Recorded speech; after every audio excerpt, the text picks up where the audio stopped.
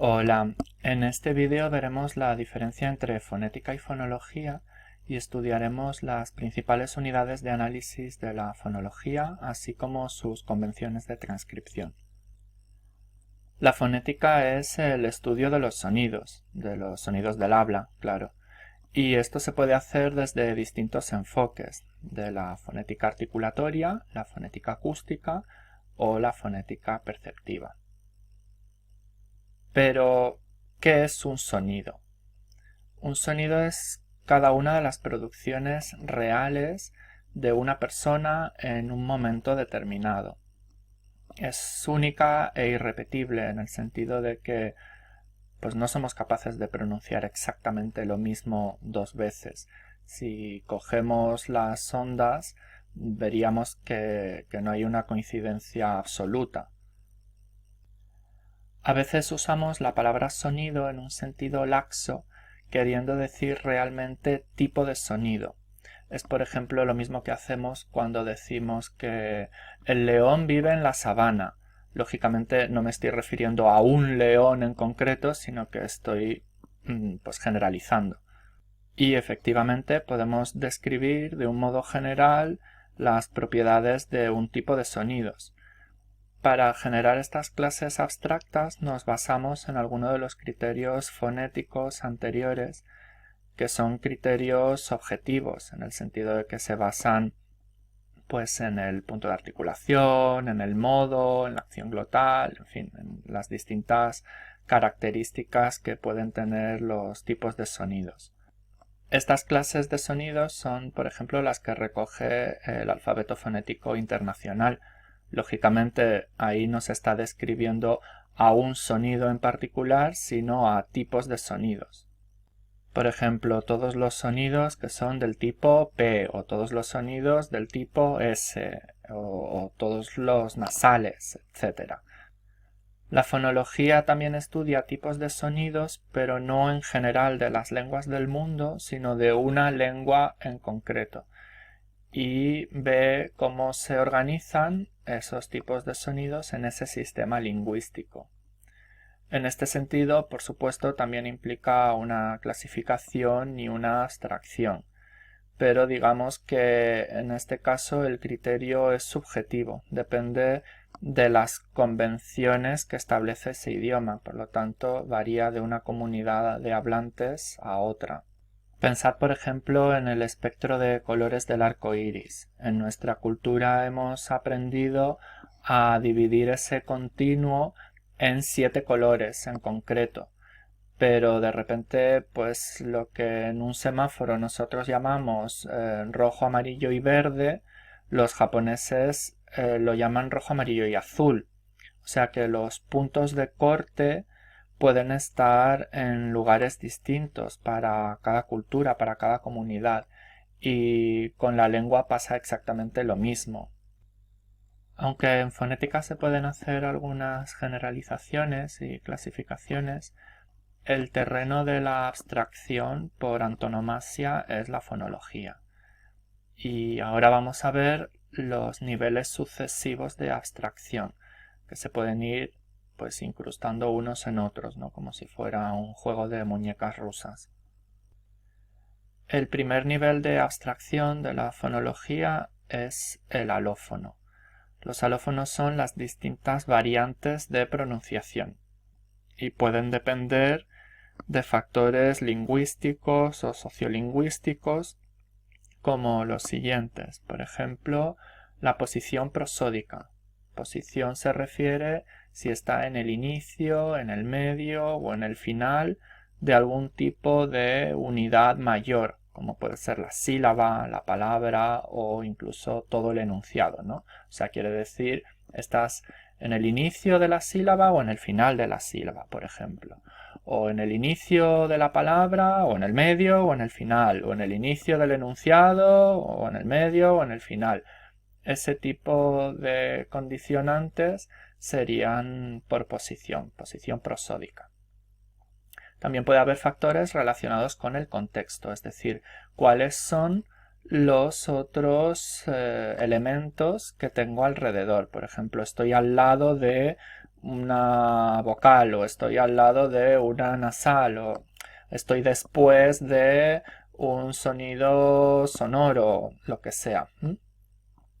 Y por supuesto también pueden variar de un dialecto a otro y también de un estilo de habla a otro. Por ejemplo, imagina que te digo, pronuncia la palabra dedo. Y ahora otra vez. Y otra. Y otra más. Y lo has ido haciendo separado por pausa cada vez. Bueno, pues podemos darnos cuenta de que las Ds iniciales de frase en cada caso, porque en el fondo eran frases distintas porque estaban separadas por pausas, pues esas primeras Ds tienen algo en común, que es que eran todas oclusivas y eran dentales, por supuesto eran sonoras. Mientras que en cada emisión la segunda D era expirante y era interdental. Es decir, que aquí ya tenemos dos variantes posibles, ¿no? La D oclusiva dental y la D expirante interdental.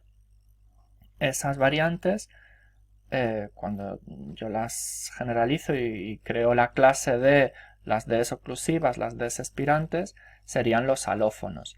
En este caso, lo que condiciona esta alternancia sería la posición inicial de frase o inicial de enunciado, que hace que la primera D se convierta en oclusiva.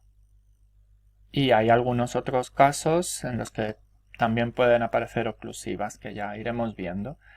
Ahora, si yo intercambio una por otra, en realidad no cambia el significado, ¿no? Por ejemplo, si yo digo que me duele ese dedo, pues simplemente suena raro, porque no esperaríamos la oclusiva en esas condiciones. Pero, por supuesto, se entiende perfectamente y no cambia la palabra. El segundo nivel de abstracción es el fonema. Ahora sí, si yo cambio un fonema por otro, cambia el significado. Por ejemplo, si en vez de la D de dedo digo una B, entonces tengo la palabra debo, que es otra palabra, tiene otro significado. ¿Vale? Entonces la D y la B pertenecen a fonemas distintos. Decimos que el fonema es el segundo nivel de abstracción porque puede englobar a varios alófonos, ¿vale? Estaría por encima, sería más general en ese sentido. Es decir, un fonema puede tener distintas variantes de pronunciación, que serían los alófonos. En el fondo, cuando antes hemos descrito la D oclusiva y la D expirante, pero en realidad al final lo que nos importa es que es una D. O sea que de alguna manera las estamos incluyendo a las dos en la misma categoría, que sería el fonema. Hay un tercer nivel de abstracción que se llama archifonema, pero de eso ya hablaremos en otro vídeo cuando veamos el tema de la neutralización. Entonces, si has dicho dedo 4 veces, habrá 8 sonidos reales de tipo D, que sería cada una de estas estrellas. Es decir, cada estrella sería un sonido, una producción concreta, real, que has hecho en un momento determinado. Pero yo efectivamente las he agrupado por parecidos, ¿no? En un primer momento puedo ver las estrellas que son como más explosivas por un lado y las que son más simétricas por otro, más armónicas. Con eso hago una primera clasificación, que podría ser la metáfora de lo que hemos explicado antes, la D oclusiva dental por un lado y la D expirante interdental por otro. Por lo tanto ya tengo dos primeras agrupaciones, pero luego esas dos a su vez las englobo en una categoría mayor que sería el fonema D. Por tanto tengo un fonema con dos alófonos. En principio el símbolo que se usa para representar al fonema es el de la variante o el alófono más frecuente, que en este caso es el espirante. Aunque tradicionalmente se ha considerado que el fonema era oclusivo, a día de hoy existen argumentos suficientes para pensar que en realidad es el espirante. En cualquier caso, sea como sea, la coincidencia de símbolo en este caso no nos debe despistar porque la identidad del fonema, aunque sea espirante, no equivale al alófono espirante, sino que el fonema es una cosa y el alófono es otra. El fonema es algo mucho mayor que engloba también a las otras posibles variantes. Para indicar a qué nivel de abstracción me refiero, usamos una serie de convenciones de transcripción. Hay que diferenciar la transcripción fonológica de la transcripción fonética. En la transcripción fonológica en ningún caso estoy transcribiendo sonidos reales, sino clases de sonidos. Y me baso en las reglas de una lengua en concreto o de uno de los dialectos de esa lengua.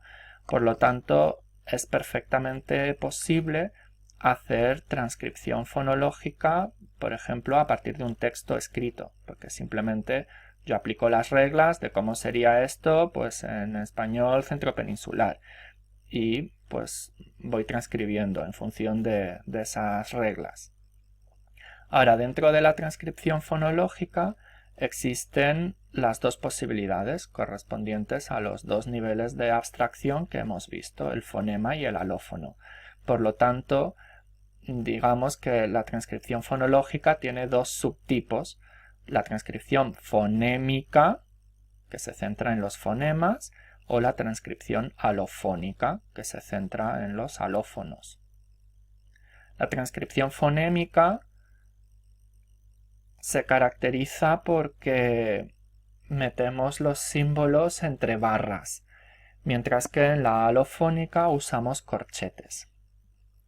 Ahora, lo que pasa es que tradicionalmente se ha llamado transcripción fonológica a la fonémica y se ha llamado transcripción fonética a la alofónica, pero realmente la transcripción alofónica no puede ser fonética si no estamos hablando de sonidos reales. La confusión viene porque dentro de lo que sí podríamos llamar transcripción fonética, a veces en realidad estamos transcribiendo tipos de sonidos, como hemos explicado al principio del vídeo. Y en este caso también se usan los corchetes. Es decir, de alguna manera es como si en el diccionario existieran dos acepciones de la palabra alófono. Una es variante de pronunciación o variante de un fonema, en ese sentido vincula el alófono con el fonema, pero otra posible interpretación sería simplemente tipo de sonido. Esto sería una interpretación más laxa y es la que justifica que a los tipos de sonidos los transcribamos también entre corchetes, pero seguramente deberíamos inventarnos otra convención, algo diferente a los corchetes para evitar la confusión. En sentido estricto, un alófono es únicamente una variante de pronunciación de un fonema y por lo tanto pertenecería al terreno de la transcripción fonológica, sería un subtipo de transcripción fonológica, la transcripción alofónica. La verdadera transcripción fonética transcribe sonidos reales, por lo tanto tiene que haber audio de por medio, un dictado o un archivo de audio, algo. Y en este caso, siguiendo la propuesta de Mark Hale y Charles Rice en su libro The Phonological Enterprise, los transcribiremos entre personitas para indicar que han sido sonidos emitidos por una persona real en un momento concreto. Por lo tanto, el tipo de transcripción que hagamos depende del nivel de abstracción o de concreción en el que nos situemos y no tiene que ver con que incluyamos más o menos detalles, es decir, que la transcripción sea más o menos estrecha. Puede ser más o menos estrecha dentro de cada uno de nuestros niveles según nuestros intereses. Lo que es importante es tener siempre claro en qué nivel de abstracción estamos para decidir si usamos barras, corchetes o personitas. Claro, todo esto puede resultar un poco lioso y hay veces que cuando uno no quiere especificar si está hablando de un sonido, de un alófono o de un fonema, se puede usar la palabra segmento. Segmento simplemente se refiere a que es el resultado de segmentar la señal en un fragmento que se identifica, ¿no?, con una unidad. Pero claro, tampoco se puede abusar de esto. Hay veces que realmente sí es necesario especificar si estamos hablando de sonido, alófono o fonema. Y desde luego cuando estamos transcribiendo, a la hora de decidir si uso personitas o corchetes o barras, pues tengo que tener claro a qué nivel me estoy refiriendo. Hay veces que pueden ser intercambiables porque puedo querer estar diciendo cosas diferentes. A lo mejor puedo poner barras o puedo poner corchetes, pero eso cambiará el significado de lo que quiero decir. Entonces, según cuál sea mi intención, tendré que decidir realmente si estoy hablando de una cosa o de otra.